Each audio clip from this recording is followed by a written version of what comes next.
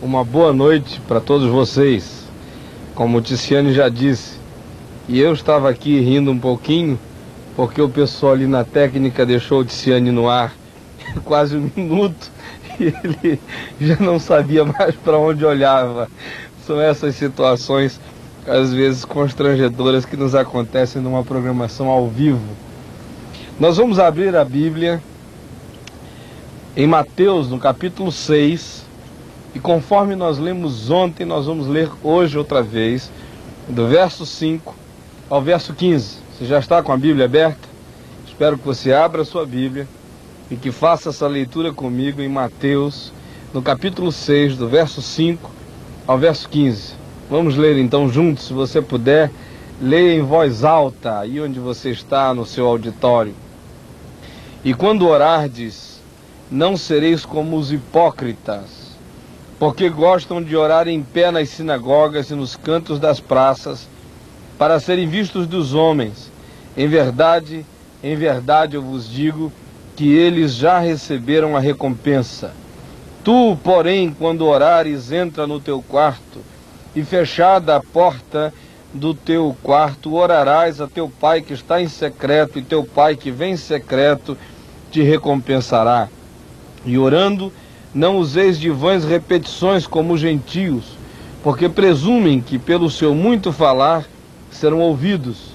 Não vos assemelheis, pois, a eles, porque Deus, o vosso Pai, sabe o de que tendes necessidade antes que lhe o peçais.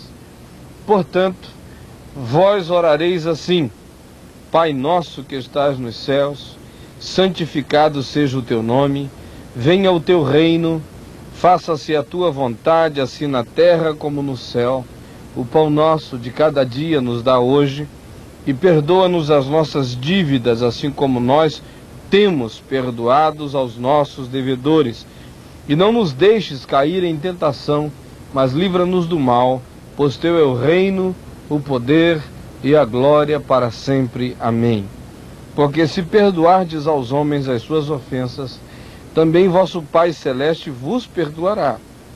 Se, porém, não perdoardes aos homens as suas ofensas, tampouco vosso Pai vos perdoará as vossas ofensas. Gente, ontem nós tratamos da questão inicial da oração do Pai Nosso. E como eu lhes disse introdutoriamente ontem, nós iríamos ver algumas ideias gerais desta oração. Nós vimos o que ela significava para a comunidade primeira dos discípulos de Jesus, lá na Galiléia, como aquela era uma suma teológica do ensino de Jesus sobre o reino de Deus.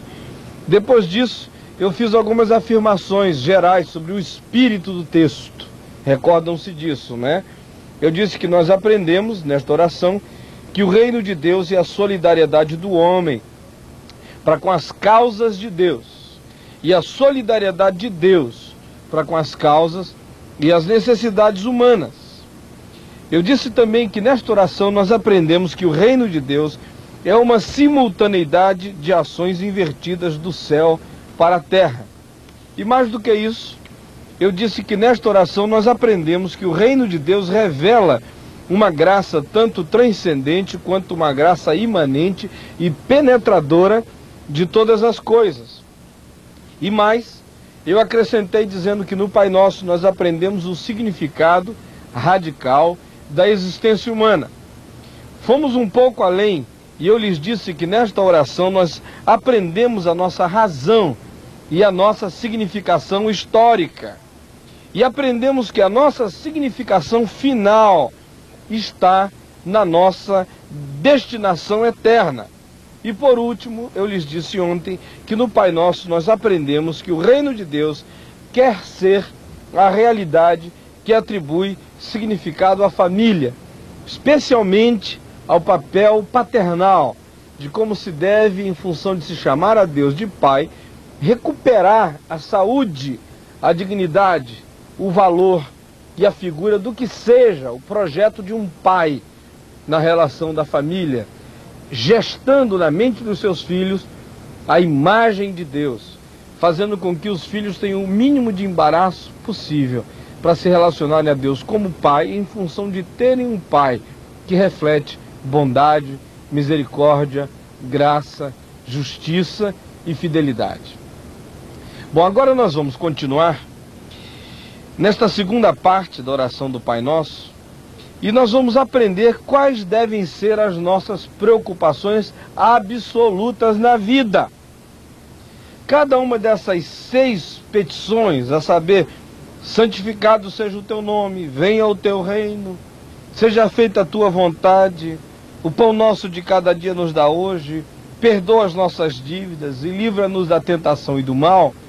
Cada uma dessas petições encerra quais são aquelas que devem ser as preocupações maiores, as preocupações mais absolutas, as preocupações mais fundamentais da minha vida, da sua vida, das vidas de todos nós. Porque nós temos que viver em função disso aqui.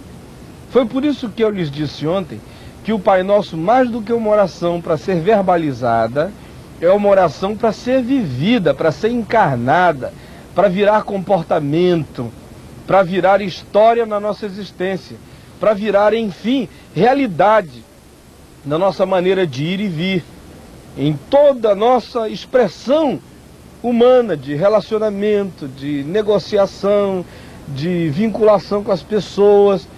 Os nossos valores devem ser orientados a partir dessas perspectivas, a partir desses códigos novos de referência que o Reino de Deus nos dá e que devem ser encarados por nós como as preocupações mais essenciais, mais fundamentais, mais importantes que se deve ter na própria vida.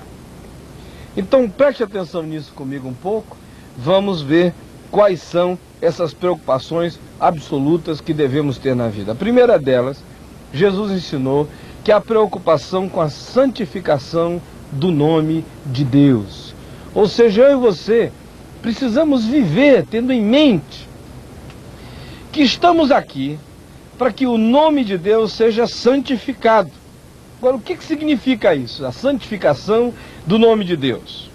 Ora, gente, para nós compreendermos a significação desta realidade, nós precisamos perguntar onde Deus tem que ser santificado e em que momento e em que espaço histórico é que Deus precisa ser santificado. Isso porque há pessoas que pensam que santificar o nome de Deus significa apenas dizer santificado seja o teu nome. Pensam que santificar o nome de Deus significa falar bem de Deus, não atribuir a Ele maldade, nem mancha, nem corruptibilidade, nem intenções ruins, atribuir a Ele perfeição. Pensam que nesse mero exercício teológico, filosófico, de atribuição de virtudes ao ser de Deus, se está santificando o nome de Deus. Mas pouca coisa é tão abstrata quanto descompromissada quanto essa ideia de que a gente santifica o nome de Deus apenas falando bem de Deus, ou dizendo louvado seja o teu nome, porque Ele é santo, é bonito, é lindo e etc. Muito mais do que isso, queridos, nós precisamos perguntar aonde é o espaço no qual o nome de Deus deve ser santificado, quem é que o santifica e como é que se santifica o nome de Deus. Alguns talvez pensem que Ele é santificado lá no céu. É verdade que é, mas lá no céu Ele não precisa nem ser santificado, porque lá a santificação do seu nome é absoluta. Lá tudo não contraria a santidade de Deus. Lá não há nada em desarmonia, nada em desacordo. Não há nenhuma incongruência lá em relação ao caráter de Deus, à santidade de Deus, às intenções de Deus. Se há um lugar onde Deus precisa ser santificado, é aqui na terra. Não só na nossa boca, mas é aqui na terra em que vivemos, por meio da vida de cada um de nós, da nossa existência. Aonde Deus sofre o risco de não ser santificado não é no céu. Aonde Ele sofre o risco de não ser santificado é na minha vida, é na sua vida, nas nossas relações, na nossa maneira de existir. Porque, preste atenção, nós não santificamos a Deus. Por exemplo, quando a nossa teologia reducionista e domesticadora de Deus pretende reduzi-lo a dogmas, a ritos, a liturgias e a espaços. Eu quero repetir isso para você: nós não santificamos a Deus, apesar de toda a teologia que possa pertencer a nós e a qual nós dominemos em nível de consciência do certo e do errado, mas ainda assim nós não santificamos a Deus através, por exemplo, de uma teologia reducionista, que pretende domesticar Deus, enquadrar Deus, que pretende fazer com que Deus exista só no espaço do que essa teologia permite. Essa teologia que engessa Deus é uma teologia blasfema. E essa teologia quase sempre pretende reduzir Deus a dogmas muito fechados, a ritos, a liturgias e a espaço. Ou seja, Deus só pode ser compreendido em função daqueles dogmas, Deus só pode ser percebido em razão daqueles ritos, Deus só cabe em alguns projetos litúrgicos dessas igrejas que tentam domesticar a divindade, e Deus só cabe nos espaços sagrados desses templos. Alguns não conseguem levar a ideia de uma relação com a santidade de Deus no cotidiano da vida, fazem com que essa ideia se prenda e se aloje, e se instale, e se condicione ao âmbito e ao espaço apenas do lugar chamado sagrado ou do templo. Blasfema também contra Deus quem não pode dizer, como Paulo em Romanos 11, 33, 34, 35 e 36, que ninguém jamais conheceu ou penetrou a totalidade dos caminhos de Deus. Eu fico pessoalmente extremamente contrariado quando eu encontro pessoas que pretendem saber tudo sobre Deus, como se toda manhã tivesse uma audiência de agenda com Deus, como se fossem secretários executivos da Trindade, aquela espécie de teologia californiana. O carismático californiano é aquele que diz: hoje às 9h36 da manhã, Deus me revelou que o meu avião ia sair ao 12h14, no portão A do não sei o quê. Para mim isso é absolutamente ridículo. Ou aqueles que pensam que podem trazer na boca qualquer resposta sobre qualquer problema da vida, como se Deus tivesse posto em suas bocas resposta para tudo a qualquer hora e a qualquer momento. Quando a gente trata Deus assim, num certo sentido nós estamos blasfemando contra a grandeza de Deus, porque Paulo diz: quem foi que conheceu a mente do Senhor? Quem conheceu a totalidade dos mistérios de Deus? Quem foi que esquadrinhou o âmago da revelação?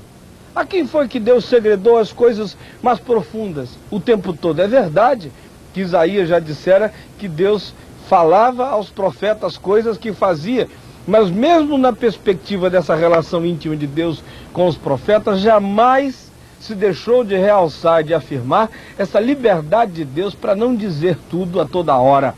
Esse Deus misterioso, esse Deus que mesmo que falasse certas coisas a nós, nós não compreenderíamos o que ele estava dizendo, porque os seus caminhos são mais altos do que os nossos caminhos, os seus pensamentos são extremamente mais elevados do que os nossos pensamentos. Nós também ofendemos a Deus, não somente pela nossa negação, quando alguém nega a Deus, mas nós o ofendemos também através da nossa súplica egocêntrica. Ou seja, não ofende a Deus apenas aquele que blasfema contra ele e que o nega. Ofende a Deus também o religioso, que só consegue pensar em Deus em função de si próprio. É o caso de muitas das nossas orações. Muitas preces que fazemos são absolutamente egocêntricas.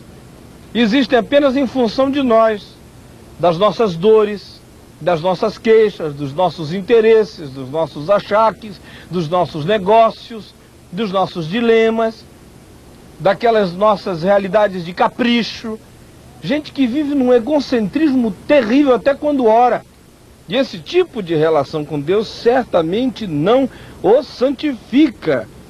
Meus queridos, isto é absolutamente verdadeiro. Agora, prestem atenção em mais o seguinte: nós também não santificamos a Deus quando estabelecemos um lugar para ele morar, caindo nas teologias pagãs do lugar santo, lugares que só são santos quando santificados pela presença de homens que andam com Deus. E às vezes nós esquecemos isto e achamos que um lugar é santo em si mesmo. quando a gente começa a manter essa relação com um lugar, como se ali Deus habitasse naquele lugar, ou nós estamos ainda muito com a teologia do Velho Testamento, ou estamos ainda muito com a perspectiva de uma teologia pagã, que faz Deus atrelado a coisas, a lugares e a espaços. No Novo Testamento, o grande templo de Deus somos nós, como pessoas, como indivíduos, e a catedral de Deus que é o ajuntamento do povo de Deus, conforme diz Pedro na sua primeira epístola, no capítulo 2, no verso 4, porque Deus está erigindo, construindo esse grande edifício, essa catedral, para o seu Espírito habitar em plenitude cada vez maior, com esses tijolinhos de pedras vivas, que somos eu, você, todos nós, e essa grande catedral é a própria comunhão do corpo de Cristo, é o povo de Deus espalhado em volta da terra e que ganha densidade através do ajuntamento comunitário na igreja local.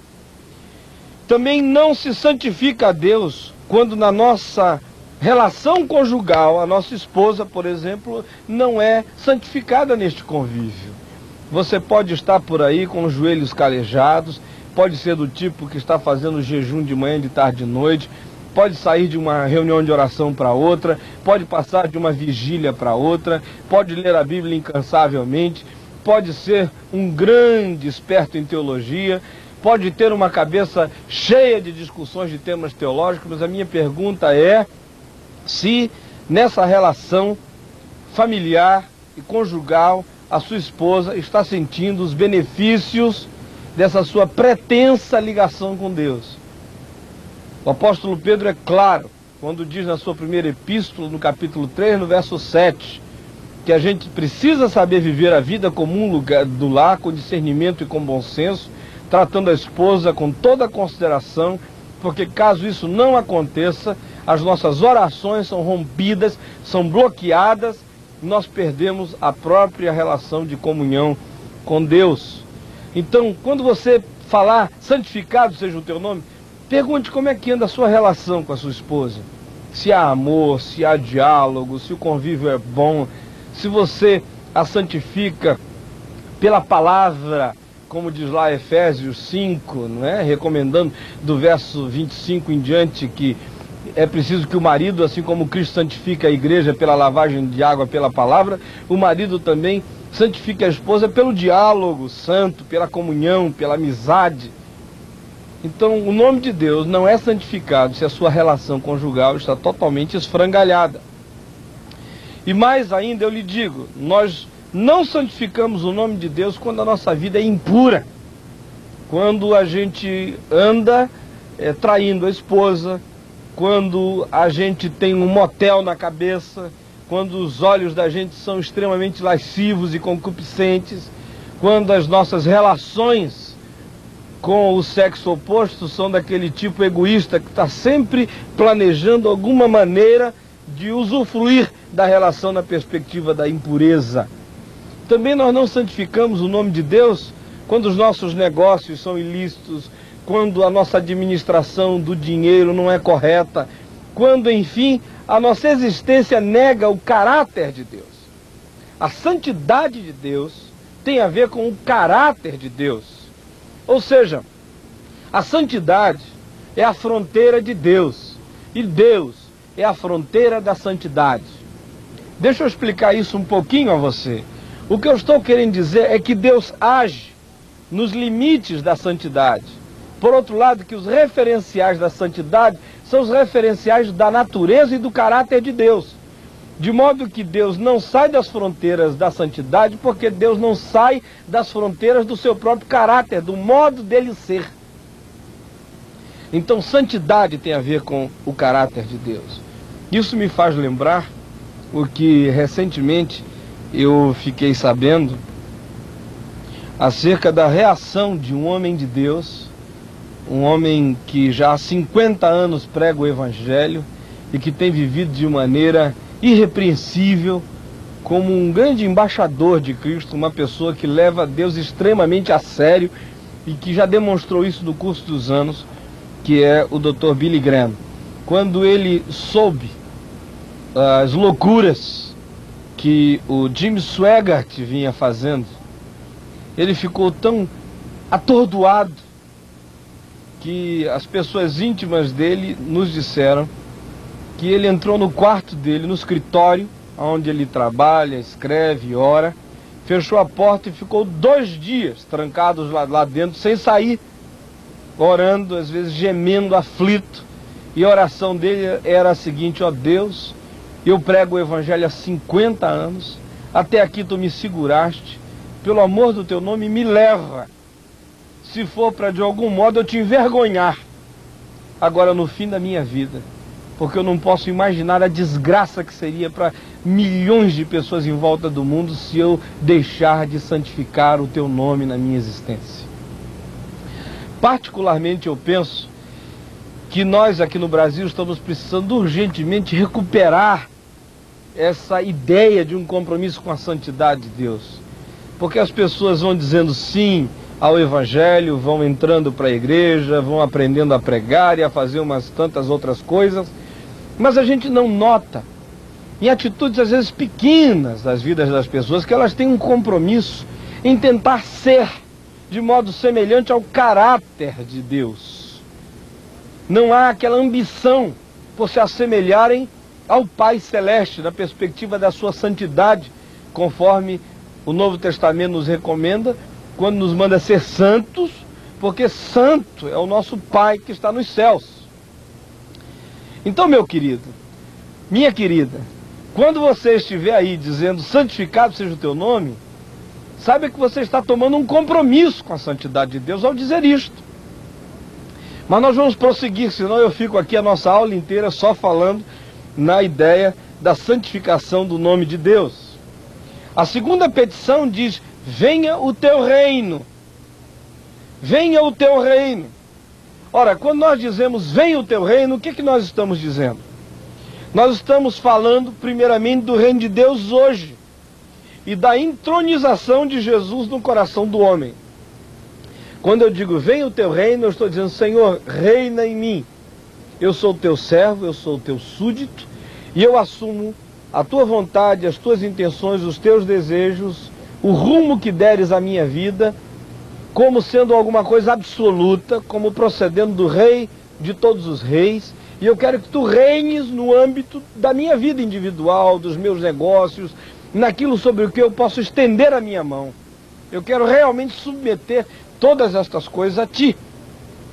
Também quando eu digo venha o teu reino, eu estou dizendo que eu acredito que o reino de Deus também virá amanhã, de modo absoluto, quando Jesus Cristo retornar em glória para realizar novo céu e nova terra neste planeta, para afastar as ambiguidades, para arrancar as injustiças, para enfrentar os poderosos que usam o poder de modo maligno, para galardoar os oprimidos e sofridos, para exaltar os que andaram com ele em quebrantamento e humildade, para dizer: venham benditos do meu Pai aqueles que foram fiéis a ele, para julgar os religiosos que na sua indiferença pensavam que bastava ficar cantando louvores para Jesus Cristo, enquanto deixavam de ver Jesus na pessoa que está sem roupa, na pessoa que está sem frio, que está com frio, na pessoa que não tem teto, na pessoa que não tem pão, na pessoa que não tem água, porque em Mateus 25 Jesus diz que esse vai ser o grande susto que os religiosos vão tomar na vinda dele, porque vão pensar que bastava trazer o nome de Deus nos lábios, sem ter compromisso em encontrar Jesus na carência do próximo, na necessidade do outro. Quando eu digo venha o teu reino, esse pedido pelo reino me compromete com pelo menos 3 dimensões na vida. Então preste atenção sobre que dimensões são essas. A primeira dimensão é a dimensão pessoal, quando eu assumo o senhorio de Cristo na minha vida. A segunda dimensão é a dimensão social, porque quando eu digo venha o teu reino, eu me comprometo com o fato de que o reino de Deus não é só comida, nem bebida, nem é festa, nem é banquete. O reino de Deus passa decisivamente pelo caminho da justiça, paz e alegria no Espírito Santo. Então é justiça, aqui e agora, quando eu digo venha o teu reino, eu me comprometo em viver vida justa, em tentar promover a justiça, em lutar por ela, em ter fome e sede de justiça.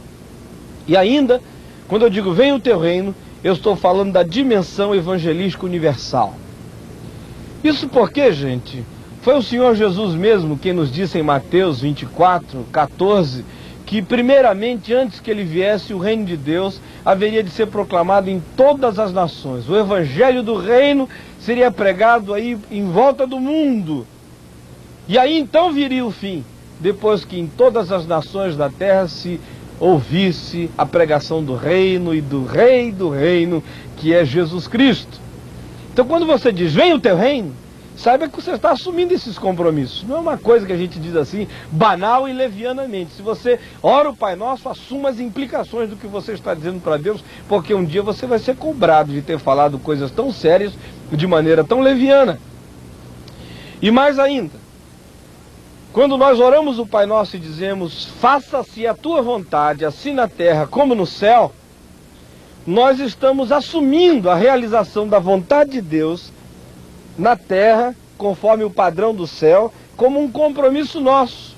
Estamos dizendo que vamos lutar pela realização da vontade de Deus aqui entre nós. Agora notem, queridos, é que o padrão realizável da vontade de Deus aqui na terra é o padrão da vontade de Deus no céu. Ou seja, não há desculpas para a gente ficar apenas colocando panos mornos nas coisas. Não há desculpa para a gente dizer, não dá para buscar a boa, a perfeita e agradável vontade de Deus neste mundo, porque este mundo não é bom, não é perfeito, não é agradável. As coisas aqui não podem ser assim, não existe nada aqui bom, perfeito e agradável. Então, já que não existe nada aqui bom, perfeito e agradável, deixa eu buscar apenas o mais ou menos, o relativo e o suportável da vontade de Deus. Mas nada é mais falso, porque a oração do Pai Nosso diz, seja feita a tua vontade aqui na terra, conforme o padrão do céu. Lá no céu ela não é feita gemendo. Você ouviu dizer que o anjo Gabriel foi chamado diante do trono de Deus e deram um recado a ele, Gabriel, eu quero que tu vás lá em Belém da Judéia, noticiar a uns pastores que estão dormindo no meio da noite, que tem uma criança envolta em faixas e deitada numa manjedoura, e que ele é o Salvador do mundo. E o Gabriel disse, mas Senhor, hoje, sim, 24, já de noite, hora da gente descansar, não dá para ir, e ainda mais um povo tão simples, tão humilde, sem status, o que eu vou fazer lá? No céu se diz que a vontade de Deus é feita com absoluta alegria, que os ministros de Deus empenham-se por fazer a sua vontade, é o que diz o Salmo. Então, se está chamando o céu como referência para as coisas que eu e você devemos fazer aqui na terra. Fazer a vontade de Deus assim na terra como no céu implica, portanto, em ter o céu como referência para a realização das coisas que devem ser realizadas aqui na terra.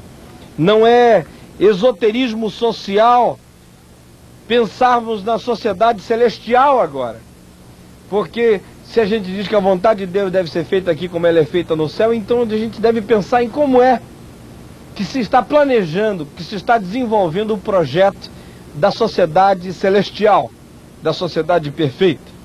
Como é que é o padrão do céu para a terra, por exemplo, na perspectiva da vida comunitária, da vida social. Vejam aí em Apocalipse 21, como esse padrão é estabelecido, determinando quais devam ser as nossas ambições de busca da vontade de Deus já aqui para hoje. Porque no céu será assim, mas é o padrão de lá que está colocado como padrão para mim aqui, como referência, como desafio para a minha vida, para a minha caminhada, para as coisas pelas quais eu lute presentemente na história. Então, quando a gente vê Apocalipse 21, pelo menos 3 realidades de lá saltam aos nossos olhos como sendo realidades para serem buscadas aqui. Primeiramente, é um culto permanente, porque lá o Apocalipse diz que não há templo. João diz, eu não vi na cidade por vir nenhum templo, nenhuma paróquia. Não vi porque o Senhor era o santuário, o Senhor habitava com o seu povo.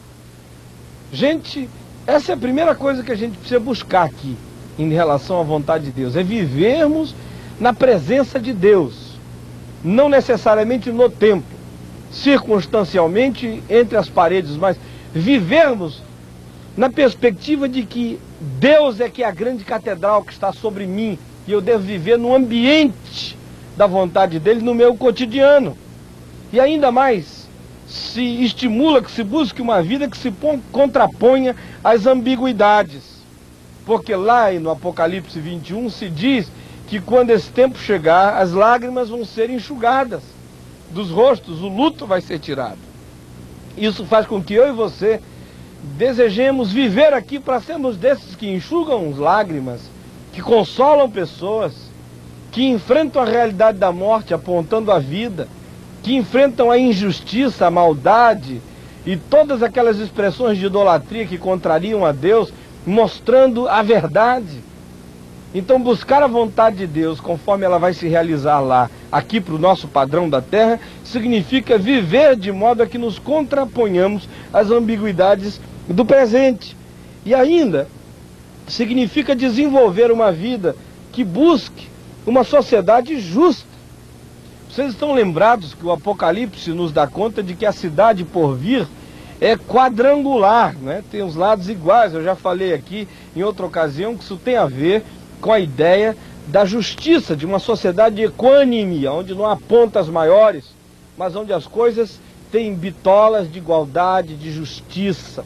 Não há discrepâncias nessa cidade por vir e que o Senhor está preparando para aqueles que o amam. Então, quando você disser, seja feita a tua vontade, tenha isso em mente. Como é que a vontade de Deus é feita lá no céu? Como é que se está planejando que seja essa nova sociedade, essa nova vida?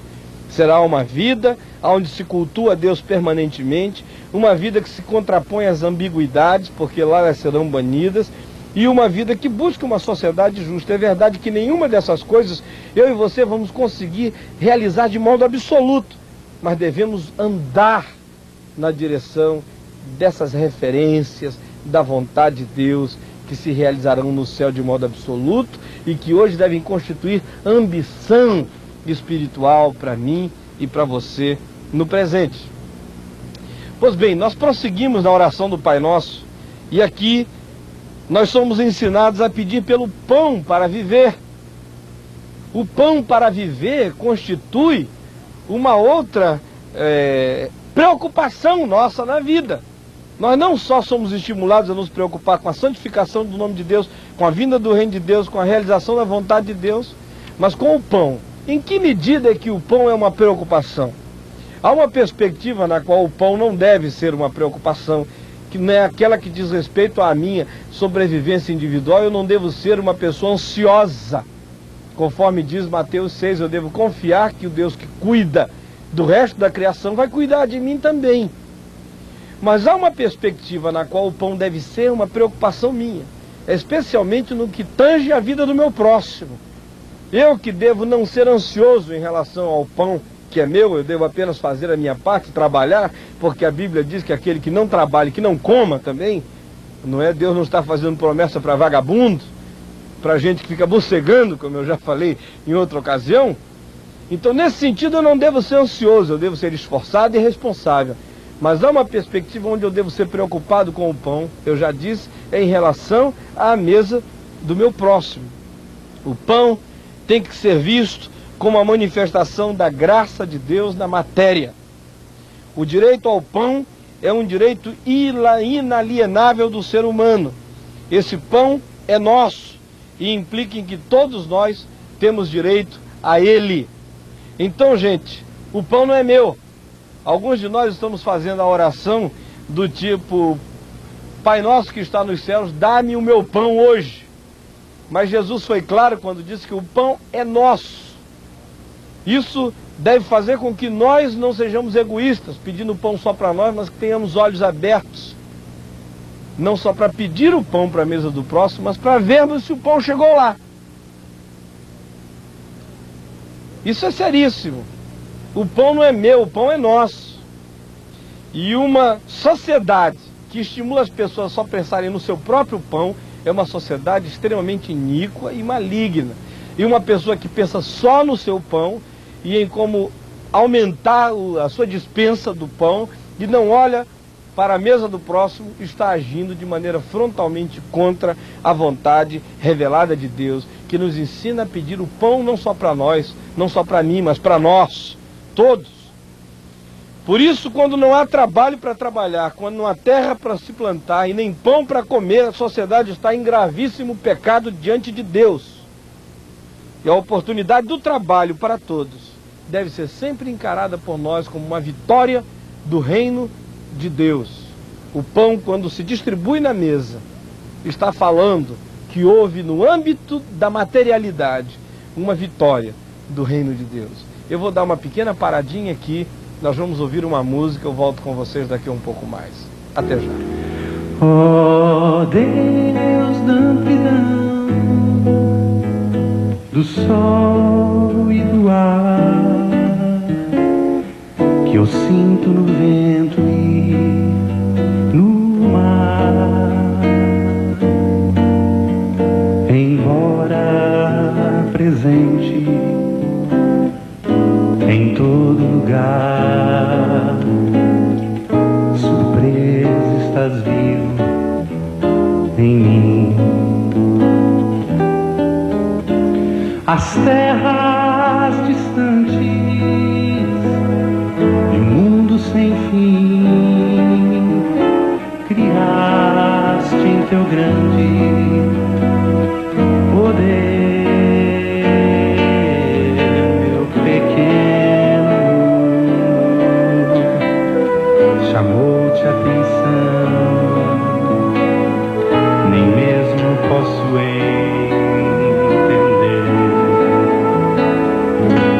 milagres sei que acontecem a alguém como eu, no instante em que ousamos crer, pois somos o alvo do seu grande amor, amor que levou Cristo a morrer numa cruz. Podem estrelas cair e o sol se apagar, todo este universo passar,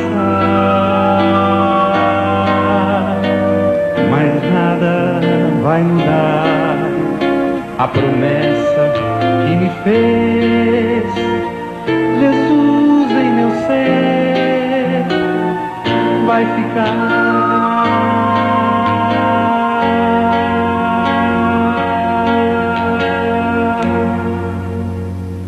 Vai ficar.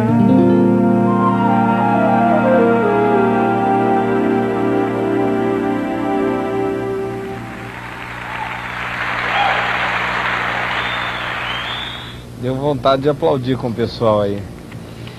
Bom, só recapitulando, nós aprendemos no Pai Nosso quais são as nossas preocupações absolutas na vida. Repita comigo. A primeira é a santificação do nome de Deus. A segunda, a vinda do reino de Deus, que tem uma série de implicações. A realização da vontade de Deus. E a necessidade do pão para viver, que em relação a mim não deve ser uma ansiedade a me dominar de maneira doentia, porque eu devo confiar em Deus, devo fazer a minha parte trabalhando, mas deve ser uma preocupação minha em relação à mesa do meu próximo, porque eu sou ensinado a orar que o pão é nosso. E isso me faz ter responsabilidades sociais. Quando eu oro desse jeito, eu tenho que abrir os olhos para a sociedade e para fazer o possível, para que eu não esteja cínico, fazendo esta oração sem nenhum compromisso com a melhoria das coisas em volta de mim mesmo na vida. E aí vamos adiante. E o Pai Nosso nos ensina a termos preocupação com o perdão para as nossas contradições, ou seja, o perdão para as nossas contradições. E o verso 12 de Mateus, no capítulo 6, nos diz algo que nos compromete tremendamente nesta oração. Perdoa-nos as nossas dívidas, assim como nós temos perdoado aos nossos devedores. Pressupõe que é um exercício nosso no cotidiano perdoar o próximo. Para que recebamos o perdão de Deus para as nossas próprias contradições, é preciso que tenhamos em mente, primeiro, que esse perdão que Deus me dá de maneira absolutamente generosa e graciosa é o primeiro perdão.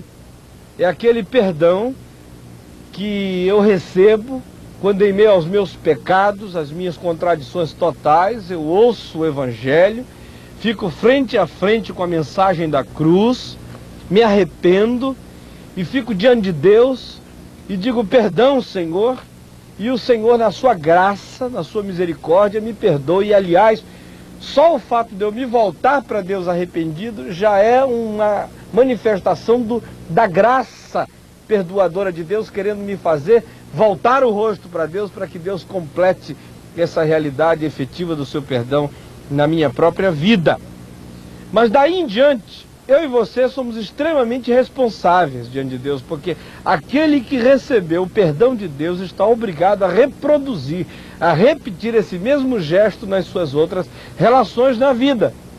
Então Deus inicia o processo, oferecendo uma grandiosíssima salvação, um imenso perdão, nos perdoa e nos responsabiliza a sermos repetidores do mesmo gesto na nossa vivência histórica, nos nossos relacionamentos, os mais variados.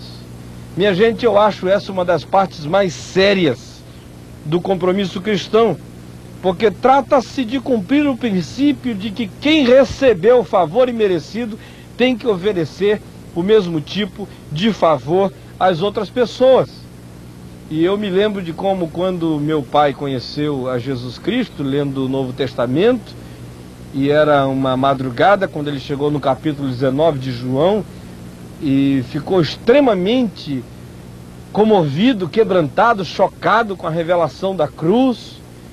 Ele ficou com a certeza de que ele era cúmplice na morte de Jesus, de que Jesus não morrera apenas pela humanidade, mas morrera por ele, de que ele, na sua arrogância, na sua soberba, na sua altivez, nos seus pecados, ele próprio participara de maneira efetiva na morte de Jesus, que Jesus não morrera pela humanidade de maneira genérica e impessoal, mas morrera por ele, que se ele fosse o único homem do mundo, Jesus teria vindo para ser levantado na cruz e pagar o preço do pecado dele. Quando essa consciência o dominou, ele caiu por terra em prantos, buscando a Deus, e ele dizia: perdoa-me, Senhor. E ouvia dentro dele como que uma voz que perguntava: e tu, perdoas os teus inimigos? Porque ele tinha 8 inimigos, aos quais desejava tantas vezes matar. E essa voz de Deus o confrontou até que ele rendeu-se à necessidade de perdoar os seus inimigos, levantou-se dali, fez cartões de Natal para os inimigos, dizendo: aquele que disse: eu sou o caminho e a verdade e a vida, me concito a chegar à tua presença, a te pedir perdão e a rogar que tu tornes esse pedido extensivo a todos os teus familiares. E só então foi que a paz de Deus encheu o coração dele. Agora notem, Jesus nos deixa face a face com a necessidade de sermos generosos e perdoadores, em função de que nós recebemos perdão dele.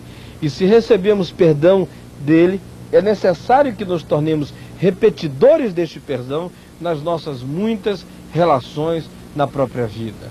E nesse sentido, Jesus contou a parábola do credor incompassivo. Vocês se recordam bem daquela história de um homem que devia ao seu senhor uma quantia exorbitante e que não tinha como pagar, e que, se fosse pagar, teria que ter a sua própria família vendida e ele próprio como escravos para pagar. Não tinha como.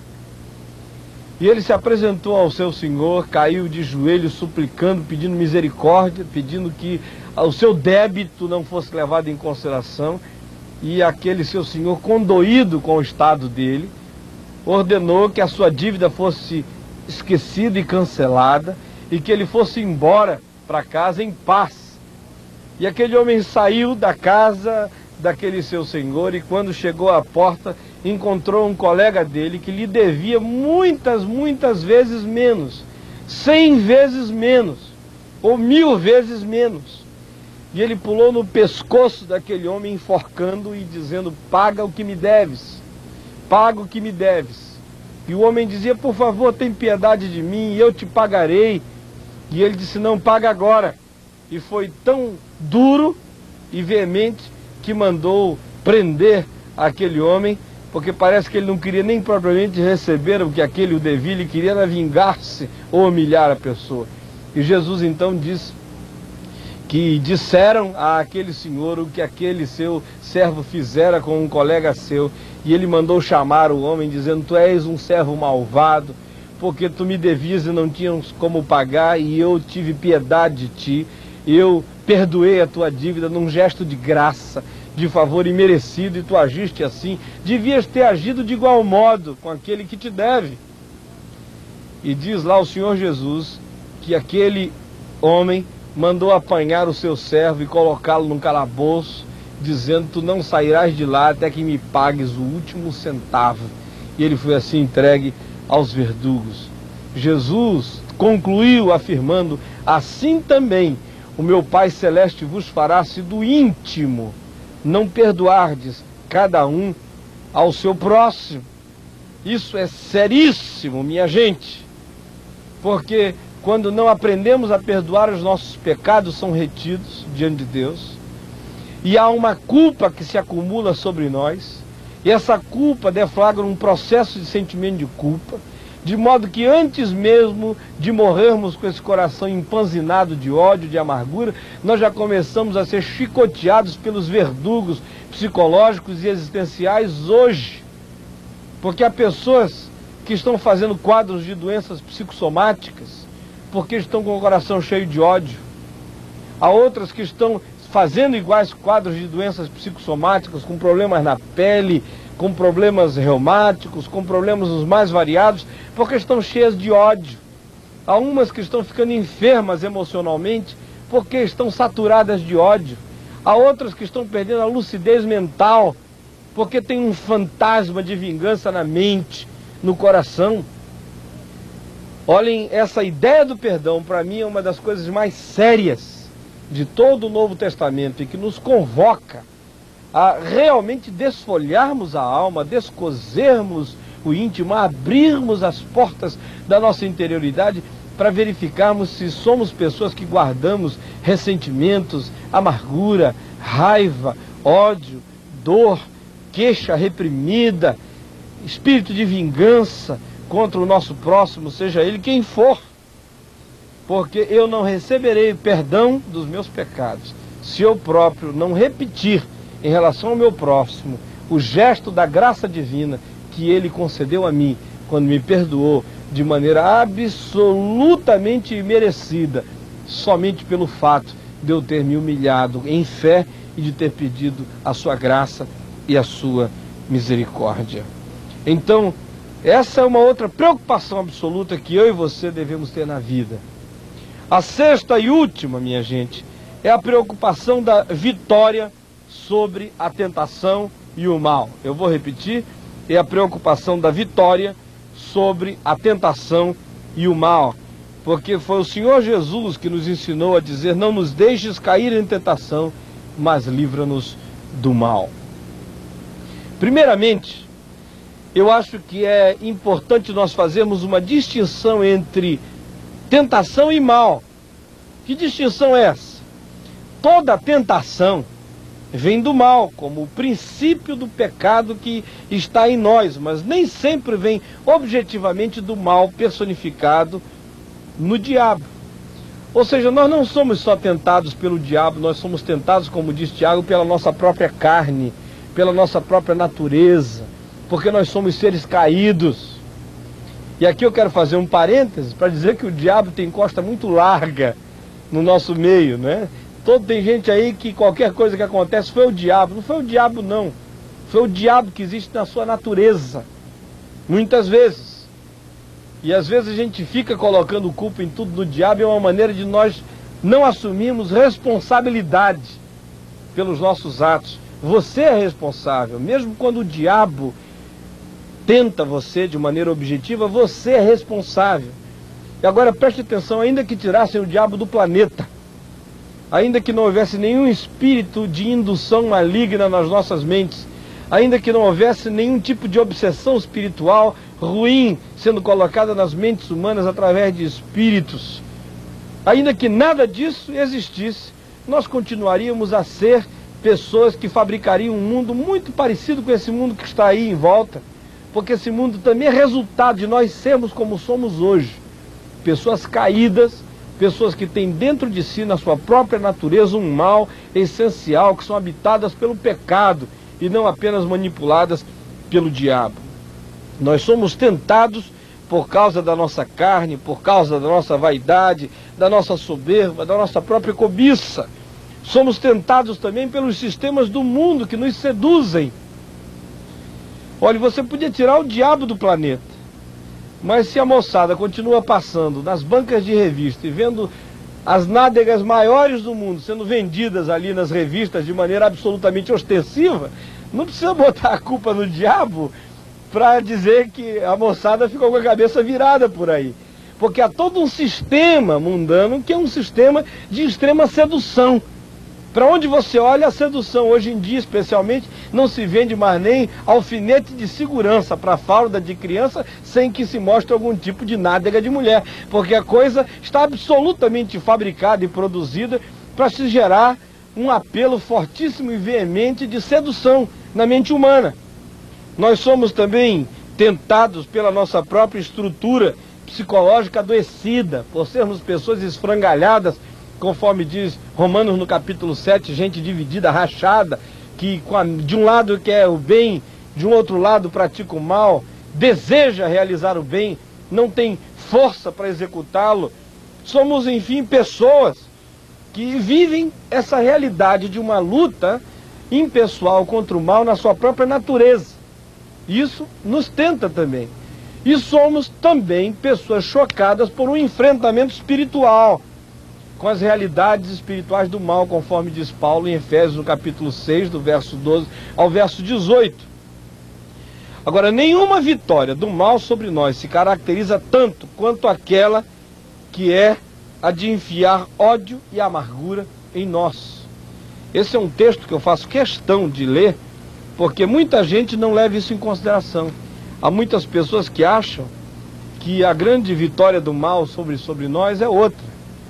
Mas a grande vitória do mal sobre nós, de acordo com Paulo, é quando o mal vence colocando ódio dentro de nós. E eu quero ler com você um texto aqui em 2 aos Coríntios, aonde Paulo nos diz, do verso 7 em diante, especialmente no verso 10, a quem perdoais alguma coisa, também eu perdoo, porque de fato tenho perdoado. Se alguma coisa tenho perdoado, por causa de vós o fiz na presença de Cristo, para que Satanás não alcance vantagem sobre nós, pois não lhe ignoramos os desígnios.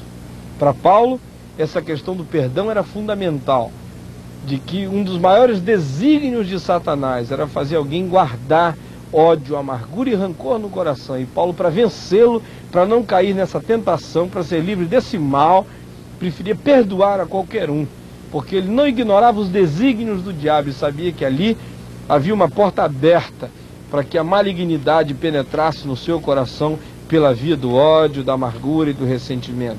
Exatamente isso que se diz em Efésios, no capítulo 4, no verso 26, quando se manda irar sem pecar.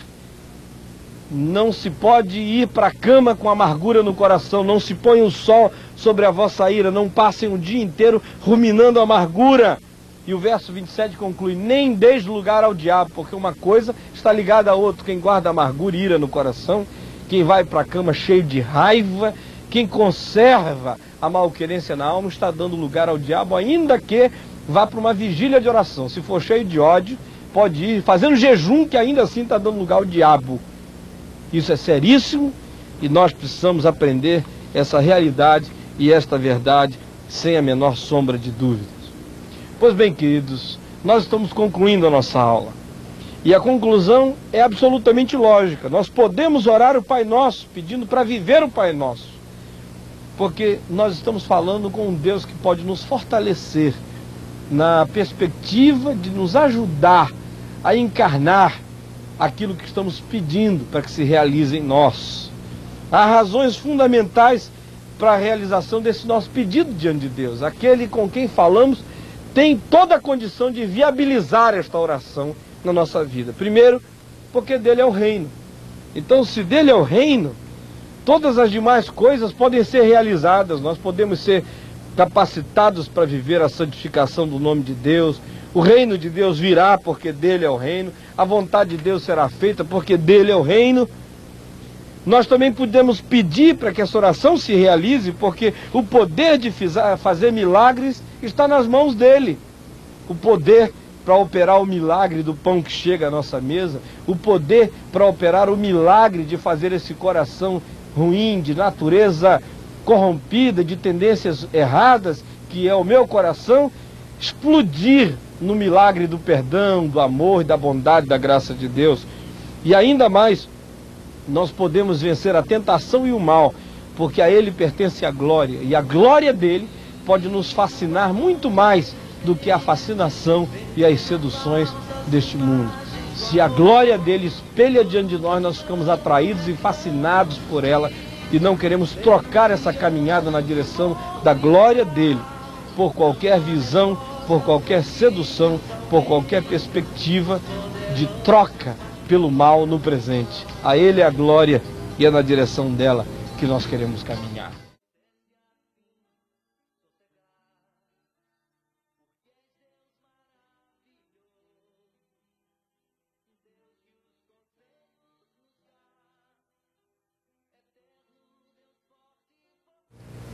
Vamos às nossas perguntas de hoje, pastor Caio. De Rio Verde, o nosso irmão Jonatas pergunta: pastor Caio, como promover a oração do Pai Nosso, especialmente quando fala a respeito do pão nosso de cada dia, numa sociedade capitalista como a brasileira, sem ser um Lula ou sem ser um Leonardo Boff? Eu acho que o problema do pão não está necessariamente ligado com a ideia de uma sociedade capitalista, porque há algumas sociedades capitalistas nesse mundo onde pode faltar tudo, né? Menos pão. E algumas das sociedades mais avançadas deste mundo são sociedades que fizeram uma opção capitalista pela livre iniciativa e outras coisas mais, e o pão está lá, com abundância, não é? Às vezes essas sociedades têm umas políticas externas muito malignas, de explorarem outros lugares do mundo aonde as pessoas e aonde as sociedades não estão suficientemente organizadas para enfrentarem de igual para igual essa negociação. Eu acho que não há nenhuma ligação entre um compromisso do Pai Nosso necessariamente com a opção do Lula ou com a opção do Leonardo Boff. Eu acho que são opções que eles fizeram. Eu, por exemplo, não fiz a opção deles e me sinto absolutamente comprometido com essa realidade do Pai Nosso, porque não se tem que fazer necessariamente uma opção marxista para se fazer uma opção pela justiça. Um repórter me perguntou no Paraná, domingo de manhã, um repórter do Jornal do Paraná, se eu não achava que Jesus foi uma pessoa extremamente marxista. E eu disse não. Eu acho que Marx aprendeu, sabendo ou não, mas captou algumas noções que estão em Jesus. Mas Jesus é extremamente maior do que Marx. Marx captou algumas, não captou todas, porque se ele tivesse captado todas, não tinha postulado uma sociedade tão fechada. Teria postulado uma sociedade mais aberta, porque o projeto de Jesus Cristo não cabe em perspectivas totalitárias nem fechadas, não é? Então eu não tenho nenhuma necessidade de entrar no modismo marxista para ser alguém comprometido com a questão do pão, não é? porque em muitos aspectos, em muitas ocasiões eu sinto que muita gente que está levantando a bandeira marxista por aí não sabe absolutamente nada de marxismo, ouviu o galo cantar, não sabe nem onde. Eu continuo a achar que um compromisso com o cristianismo, um compromisso com o evangelho, um cristianismo sério, um compromisso com o Jesus da história, um compromisso com o reino de Deus é suficiente para você ser coerente na sua busca pela justiça, na sua busca pelo pão e na sua busca pelas demais outras realidades da vida. Então, basicamente, eu não acho que alguém, para falar de pão e de busca de pão, tem que assumir necessariamente a postura do Leonardo Boff ou a postura do Lula, não é? A irmã Dulce, lá na Bahia, não assumiu nenhuma das posturas, e nem política, nem ideológica, e outro dia ela deu uma entrevista na televisão, ela não falou nem da igreja dela. E poucas pessoas neste país estão, na prática, sentindo mais cheiro de pobre, mais o hálito mal cheiroso da boca de gente desdentada, e mais na luta por colocar pão na mesa do carente e do necessitado do que aquela mulher. Há uma coisa que eu queria alertar aqui.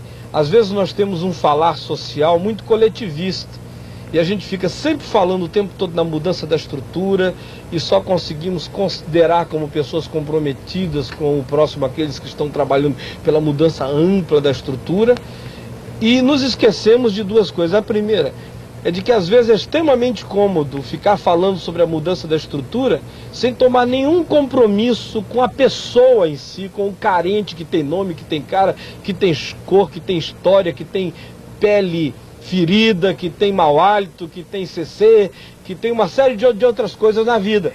Então fica o sujeito aí falando o tempo todo sobre o carente, mas na prática ele está por aí rodando de lá para cá, falando da Torre de Marfim, com uma vida que assumiu uma esquerda extremamente festiva e alegre.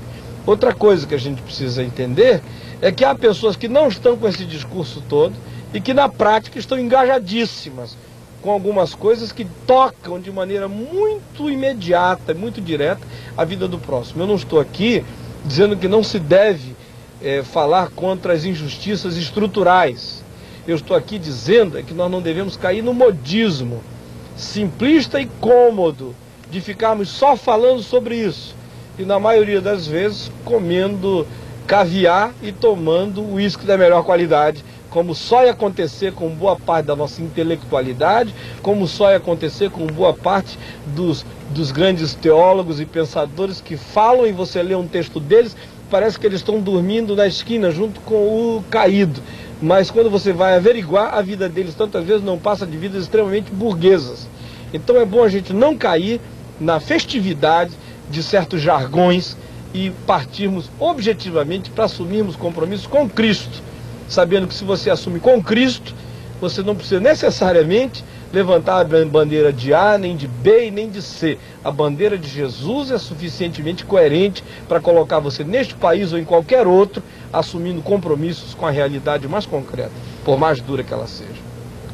Pastor Caio, de Guarapuava, um dos subgrupos de Guarapuava, nosso irmão pergunta, nós às vezes dizemos Deus o livre ou Deus me livre. O senhor vê isso como santidade ou isso seria usar o nome de Deus em vão? Depende.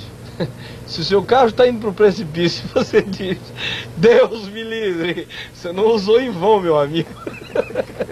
Se você não usar, você está frito.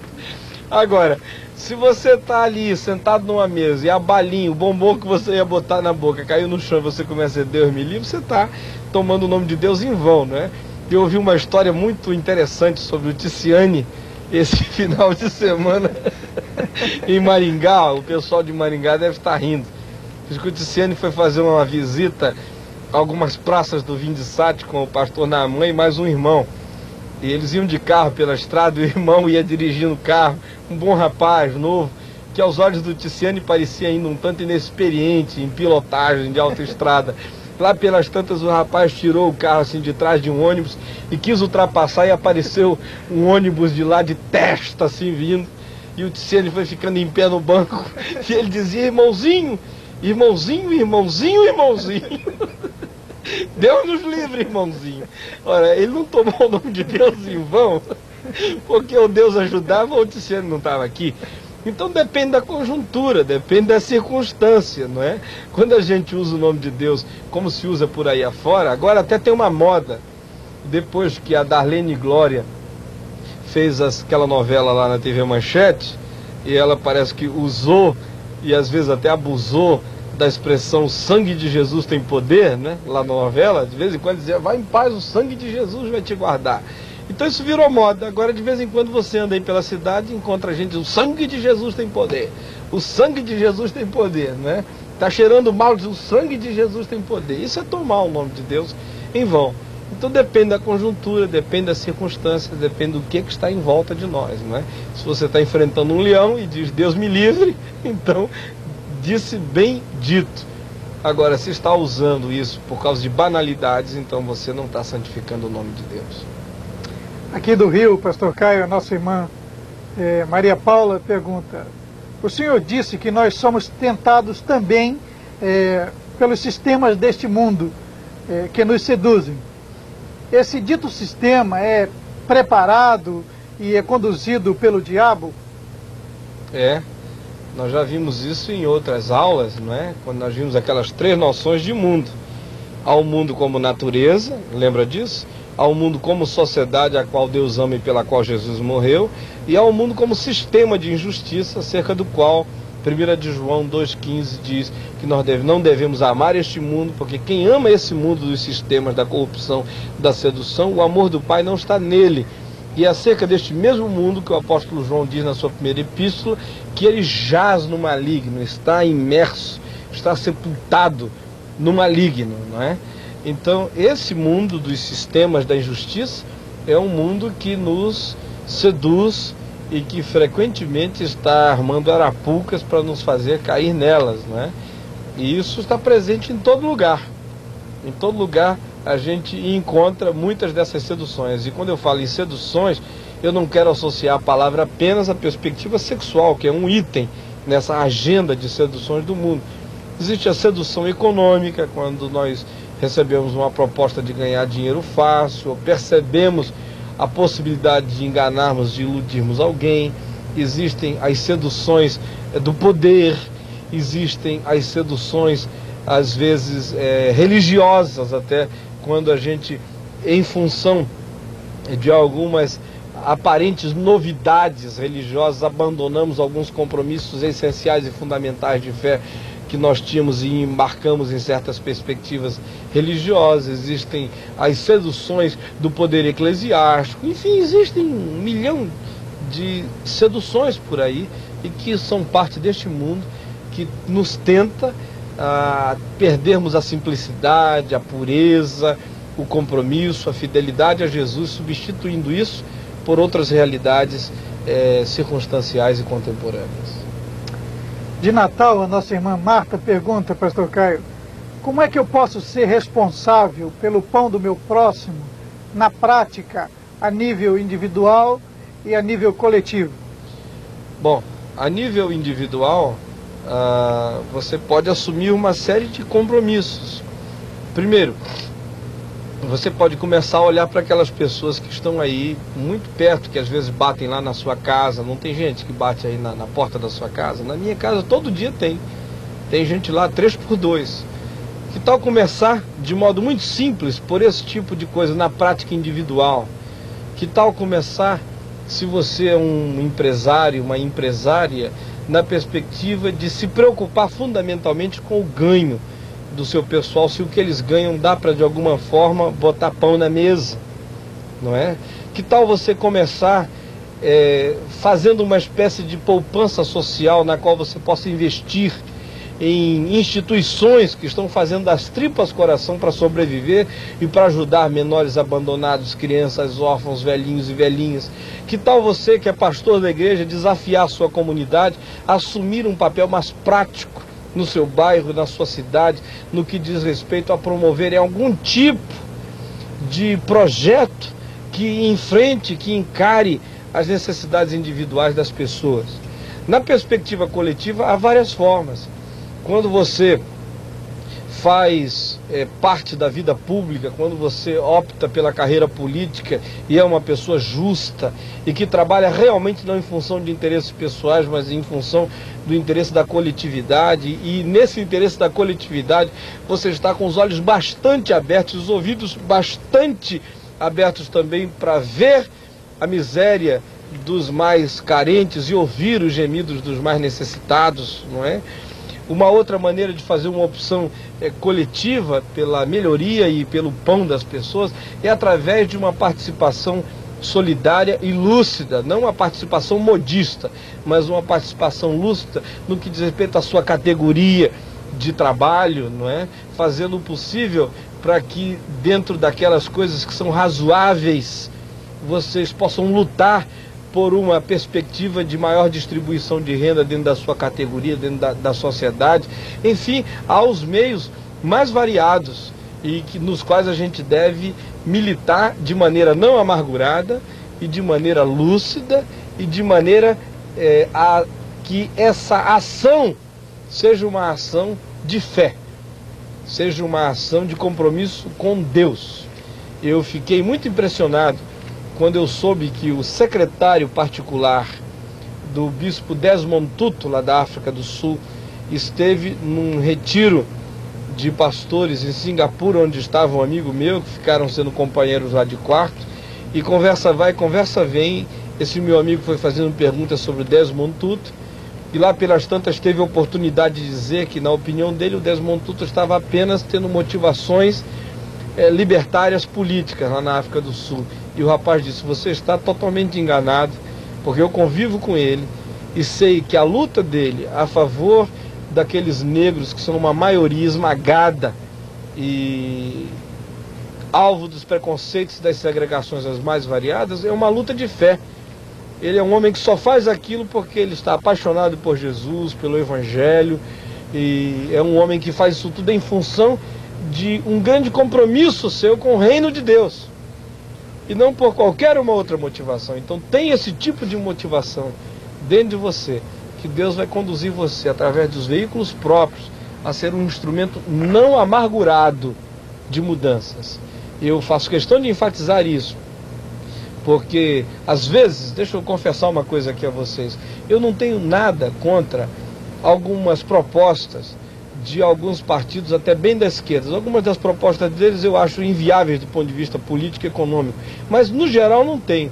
Às vezes o que me preocupa é a maneira religiosamente amargurada como algumas pessoas assumem essas propostas. A proposta em si, a mim, não me choca tanto, exceto naqueles aspectos que eu acho pouco práticos do ponto de vista social e econômico, do ponto de vista da modernidade. Mas na finalidade, eu concordo com as finalidades, nem sempre com os meios. Me preocupa às vezes é a maneira muito amargurada, muito revoltada, muito odiosa como as coisas são colocadas, porque a meu ver é uma incompatibilidade essencial com a mensagem do reino de Deus, com a mensagem de Jesus, e a maneira como algumas pessoas querem realizar a justiça na perspectiva de serem movidas por um ódio muito intenso, por uma amargura muito forte. Isso pessoalmente me faz mal. De Uberlândia, pastor Caio, nosso irmão Reinaldo pergunta: o senhor tinha falado da santificação da esposa em relação ao marido, né? Como o senhor vê a santificação do marido pela esposa? Eu acho que é um processo de retroalimentação, não é?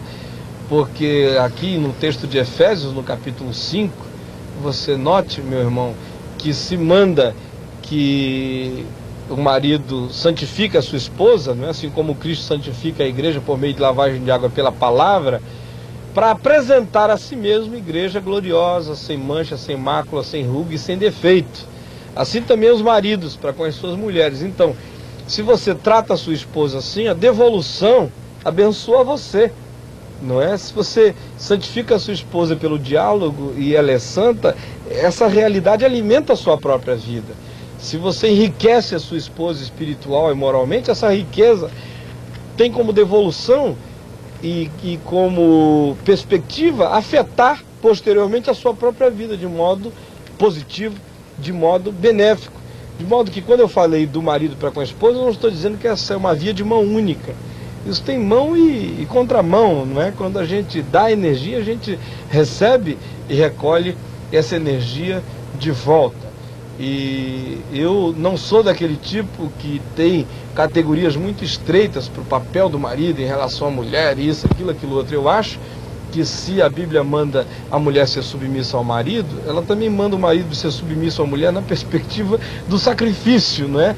A mulher deve submeter-se ao marido, obedecê-lo. E diz que o marido deve se entregar pela mulher como Cristo se entregou pela igreja. Há uma atitude aí de rendição, de entrega do marido, que vive também na perspectiva de expandir a sua esposa, de ajudá-la a ser aquilo que ela pode ser, de facilitar a vida para ela, ao invés de castrar, de diminuir, de espremer, de engessar o potencial dela.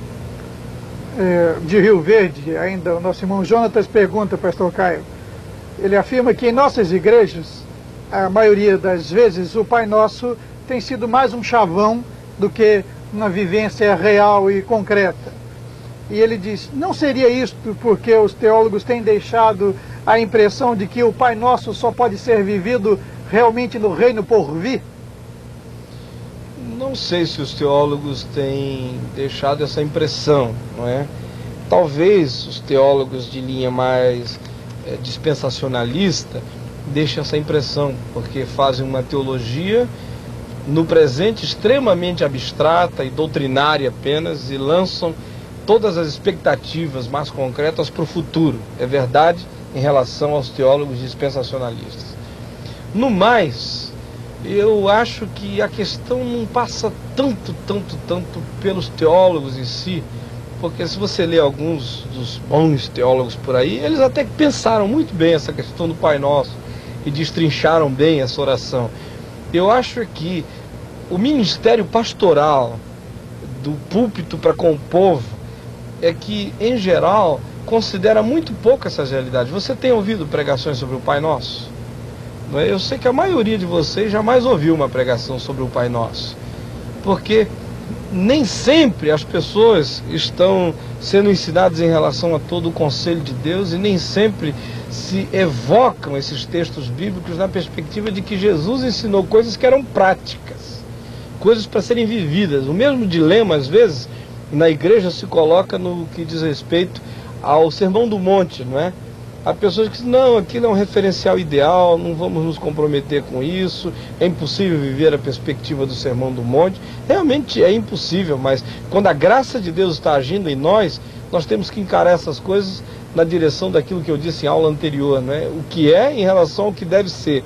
Se eu tenho dificuldade de ser aquilo, porque eu sou um ser ambíguo, mas eu tenho aquela referência, peço ao Espírito Santo para me ajudar a caminhar naquela direção do perdão, da bondade, da bem-aventurança, que é a contracultura da presente ordem de coisas, de um coração que não guarda amargura, que não se vinga, que anda a milha com o próximo, que é zeloso para não jogar as coisas santas de Deus como quem joga pérolas aos porcos, que não anda ansioso por coisa alguma, que não tem dois senhores, que não dá prioridade aos ganhos terrestres em relação aos ganhos celestiais, e que está mais preocupado com o fruto moral da vida do que com os sinais milagrosos que um profeta ou aquele possa realizar. A gente tem que ter isso em mente, andar nessa direção, e Deus dá graça para que a nossa vida seja sal, seja luz. E quando a gente tem essa intenção e tem essa percepção de que Jesus não ficou ensinando coisas esotéricas e só para a eternidade, que as coisas que ele dizia recaíam sobre a vida presente, então, por mais desafiantes que elas sejam, a gente se põe a caminho e essas coisas começam a ganhar concreção na nossa vida, ainda que todas elas sejam processuais, né? Nada é assim mágico e instantâneo. Primeiro a gente ganha consciência, depois a gente vai caminhando, e à medida em que caminha, elas vão ganhando maior densidade na nossa vida. Às vezes a gente caminha mais numa área, retroage noutra, sente que deixou de caminhar naquela outra e caminha um pouco mais. A vida cristã é esse processo, como Paulo disse, esquecendo das coisas que para trás de mim ficam, eu prossigo para o alvo, para o prêmio da soberana vocação de Deus em Cristo Jesus, o nosso Senhor. Ora, todos nós que somos perfeitos ou aperfeiçoados em Cristo, tenhamos esta compreensão, e se porventura alguém pensa de modo diferente, também nisto Deus vos esclarecerá. Gostaríamos, antes de fazer uma última pergunta e encerrarmos o nosso programa de hoje, de fazer uma pequena retificação a respeito do crédito que saiu em nome da CEPAL, que é o DDD, ao invés de 021, como estava no crédito anterior, é 011. O telefone da CEPAL é de São Paulo, 523-2544. Gente, eu acho que não temos tempo mesmo para pergunta. Para outra pergunta. Eu queria dizer o seguinte: nós vamos ter a nossa última aula segunda-feira que vem. Eu já estou com uma saudade enorme de vocês. Eu quero reiterar aquele pedido que eu fiz aos coordenadores e aos alunos todos do Vindesat. Gente, nós não podemos deixar o Vindesat parar via satélite. Eu lhes disse que ele não vai parar, com a graça de Deus, porque ele continua, ainda que seja por fita, mas nós não queremos essa solução. Nós queremos esta, original, dele ir ao ar pelo satélite. Então colaborem, contribuam, paguem suas mensalidades. Os que podem dar mais, disponham-se a dar mais, porque nós temos certeza que somos mordomos sérios e bons desse recurso que nos está vindo e ninguém está desperdiçando nada. E tudo que você investir será colocado no reino de Deus. Então na segunda-feira que vem nós vamos estar juntos e eu quero que vocês orem por mim e pela minha família. Nós estamos saindo para uma viagem um pouco longa para o exterior, mas tudo continua como sempre. E o Pare e Pense, a TV Bandeirantes ainda hoje não pôde me dar certeza de quando ele vai ao ar.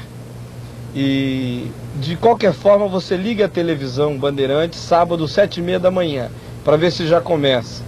Se não, ligue domingo 7h30 da manhã. Se não começar nesse fim de semana, com certeza começa no próximo, é porque eles estão tendo um problema, como eu lhes disse ontem, com relação a limpar a rede para veicular isso de maneira simultânea via satélite. Nós vamos ficar por aqui, vamos orar o Pai Nosso agora juntos, com consciência, sem a ladainha, sem reza. Vamos fazer isto agora. Pai nosso que estás nos céus, santificado seja o teu nome. Venha o teu reino, seja feita a tua vontade, assim na terra como nos céus. O pão nosso de cada dia nos dá hoje. Perdoa as nossas dívidas, assim como nós perdoamos aos nossos devedores. E não nos deixes cair em tentação, mas livra-nos do mal, pois teu é o reino, o poder e a glória para sempre.